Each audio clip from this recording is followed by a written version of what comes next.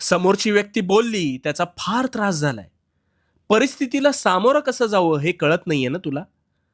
आता आज मी तुला एक असा आरसा दाखवणार आहे, की तुझी ही घालमेल आहे ना, ही घालमेल कायमची थांबेल. आता शांतपणे अगदी अखेरपर्यंत लक्षपूर्वक ऐक.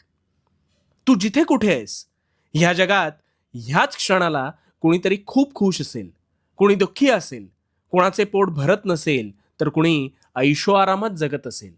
कुणीतरी जन्माला येत असेल, तर कुणी मृत्यू पावत असेल. ह्या परिस्थितीत तू काही बदल करू शकतोस का रे? नाही ना? कारण हा ज्याचा त्याचा प्रश्न आहे, नाही का?